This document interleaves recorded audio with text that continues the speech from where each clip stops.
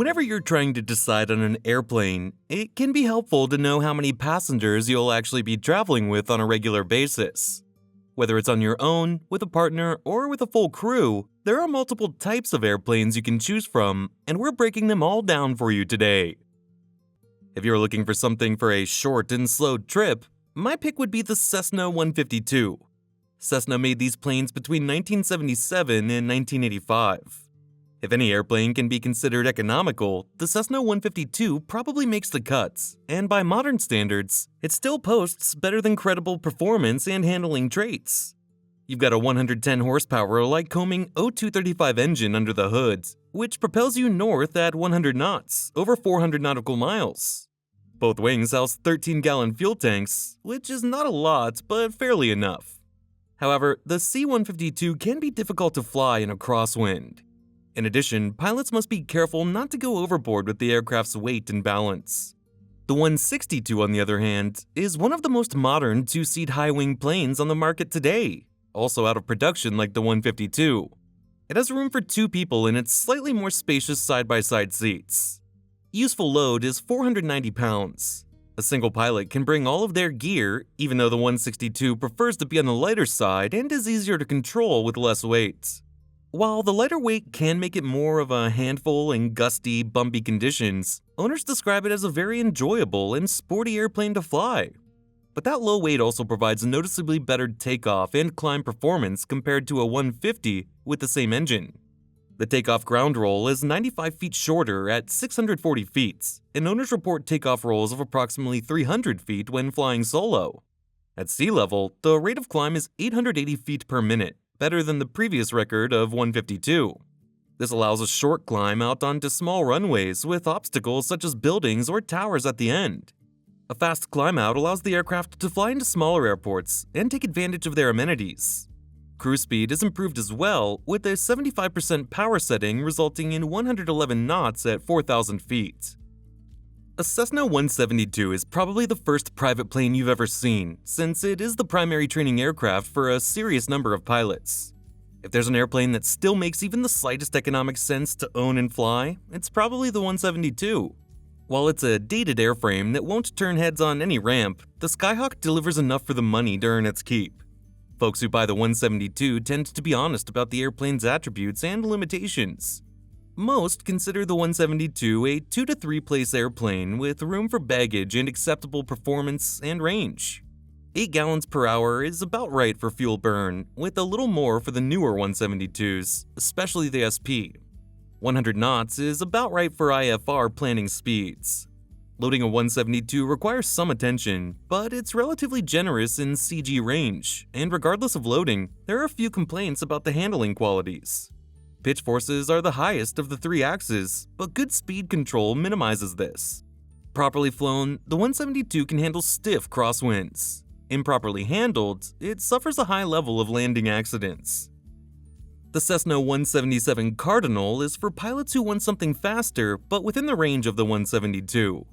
For starters, the 177 doesn't fly or behave like the 172. It's a different animal. Its cantilever and laminar flow wing provide excellent visibility. In contrast to climbing into a pickup, stepping into the CARDINAL is more like sliding into a sedan.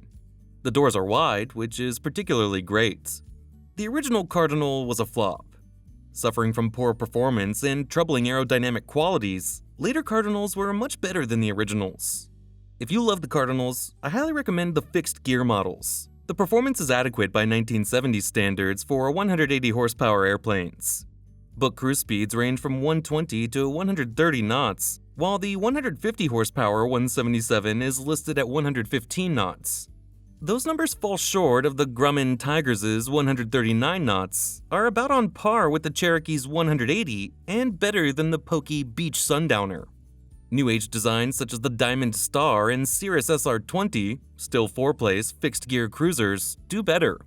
But why should you go for it? It's a Cessna doing Cessna things. Carrying capacity is in the 850 to 950 pound range, depending on installed equipment. That's a bit less than the Cherokee 180 or the Grumman Tiger, but perhaps not enough to rule out one in favor of the other solely on payload issues. Assuming a fairly typical 900-pound useful load and 49-gallon tanks, the Cardinal has about 600 pounds for people and bags once the tanks are filled. That's 3 FAA standard people, well, a little less if standard becomes 195 pounds and 90 pounds of luggage. If you want to carry 4 full-size people and 100 pounds of luggage, you'll be limited to perhaps 20 gallons of fuel, barely enough to fly anywhere safely. Weight limitations make the Cardinal essentially a 3-passenger airplane, or at best, 2+2 with adults and kids aboard, not 4 lard butts. With full tanks, the Cardinal has decent but not exceptional range. The 49 gallons usable and typical 9 to 10 gallons per hour fuel flow allow the Cardinal to fly 4 hours with reserves and cover more than 500 miles.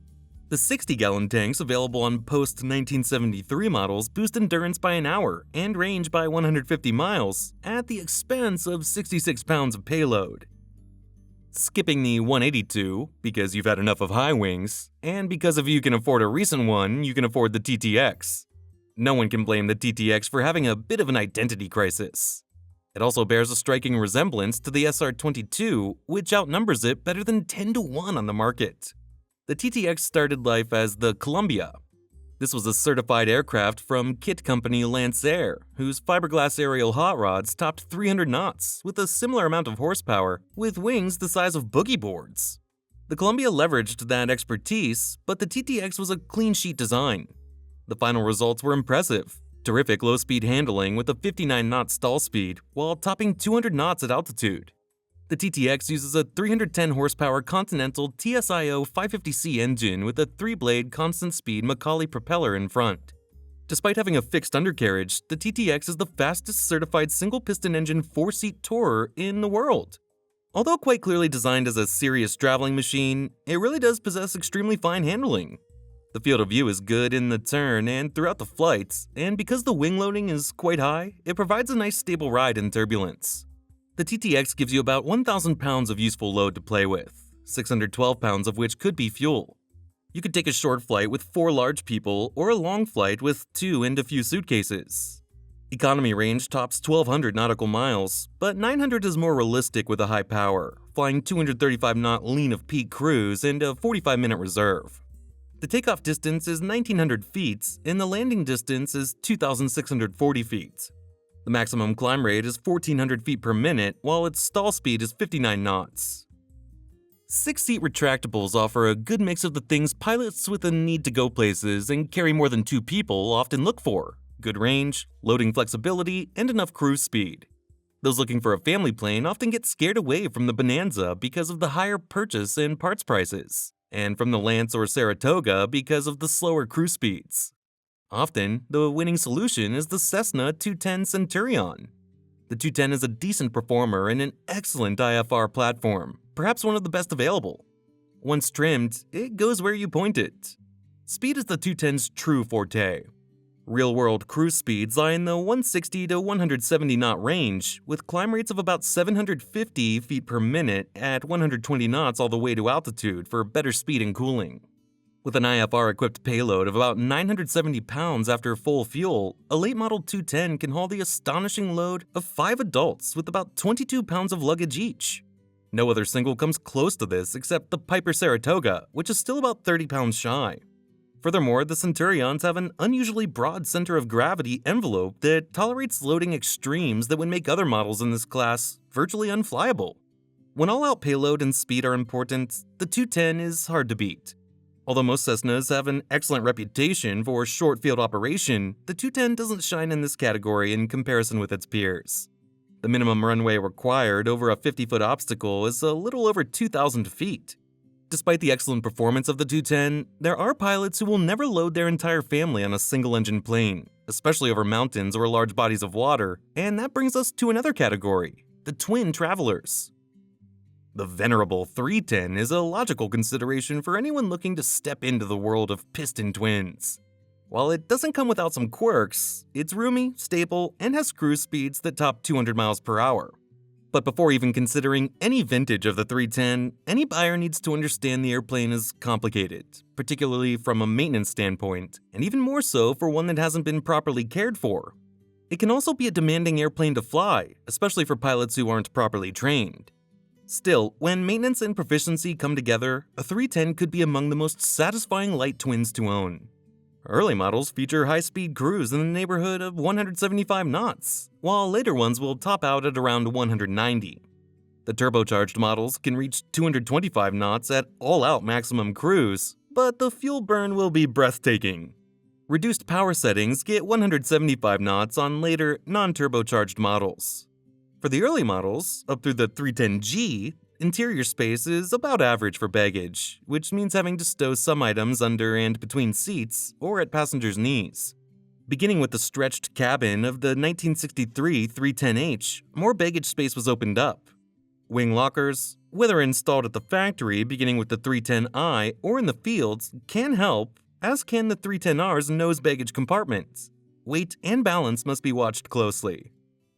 If you can keep up with the maintenance, a 340 serves a broad mission. Comfort and performance are high points.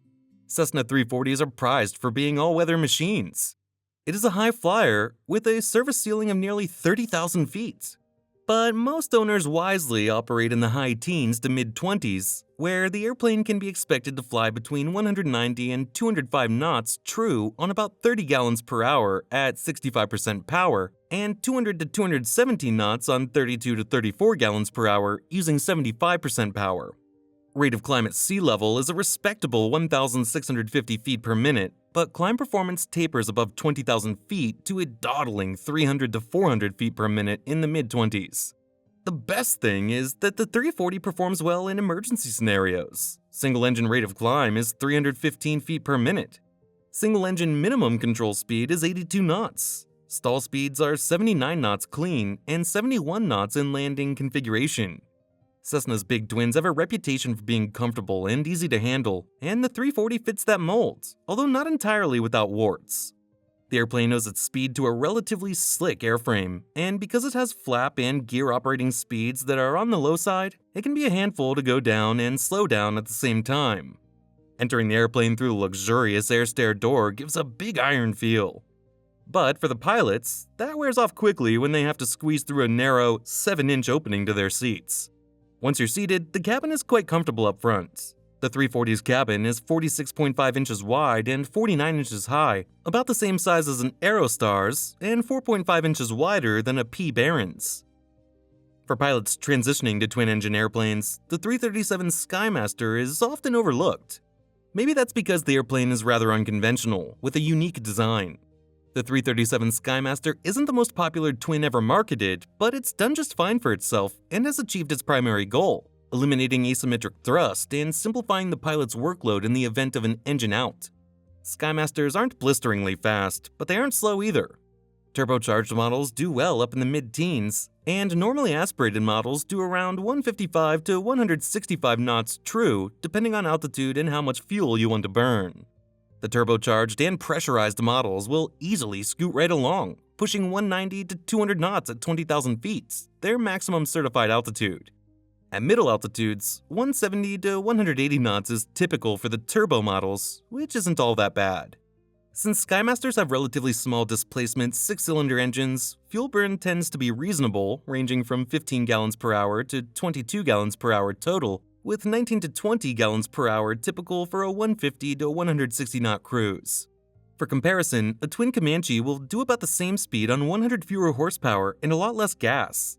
Efficiency isn't a SKYMASTER hallmark, except when compared to larger, faster twins. Real-world useful loads run around 1,500 pounds, not bad at all, and several hundred pounds more than a twin Comanche. Standard fuel is 93 gallons, which should leave more than 900 pounds available for payload, plenty for 4 passengers and their bags. Standard fuel is just adequate, however, unless you throttle back, providing a bit more than 3 hours with IFR reserves at fast cruise. In normal flight, the SKYMASTER has typical Cessna handling, heavy in pitch, and reasonably responsive ailerons. The most noteworthy aspect of the SKYMASTER's handling, indeed the whole reason for the airplane's existence, shows up when an engine fails. Instead of the normal yaw, roll, stall, spin scenario too often following engine failure in conventional twins, the SKYMASTER continues to fly straight ahead. An unprepared or rusty pilot can take his time and concentrate on the task of identifying and feathering the prop on the failed engine without worrying about losing control. And now for the curtain closer, we will finally be discussing jet travelers. The Mustang is the smallest of the citations, at just 40 feet 7 inches long with a wingspan of 43 feet 2 inches and a height of 13 feet 5 inches. Pilots are usually in awe of how pleasant the aircraft is to hand fly. The jet flies hands off with trim, and its harmonious controls strike the right balance between being light and smooth. Pilots with experience in heavier Cessna aircraft like the 182 or the Caravan series will feel right at home.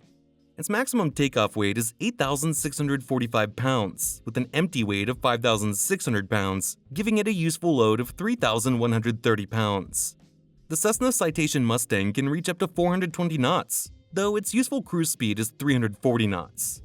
This jet can fly up to 1,167 nautical miles, with 100 nautical miles of alternate reserves, and has an initial thrust-to-weight ratio of 0.337. The aircraft's service ceiling is 41,000 feet, with a best rate of climb of 3,010 feet per minute. Stall performance is gentle and predictable, with the nose-high, idle-power, full-aft stick stall developing as a gentle nose drop, with no vices or recovery procedures required other than releasing stick pressure and leveling off. This performance is valid for both clean and dirty stalls, with the airspeed difference being 85 knots and 72 knots. The leading edge's vortex generators give the pilot a gentle but noticeable buffeting before those speeds are reached, a polite warning to release stick pressure and bring the throttles forward. Controllability remains good all the way until stall speeds. A unique feature of the Cessna Citation Mustang is that its landing gear has no speed limit, which allows them to be used as additional aerodynamic brakes. We didn't talk about Cessna's long list of jets, but for a quick snap, my favorite citation is the CJ-4. What's your favorite Cessna plane? Let me know in the comments section.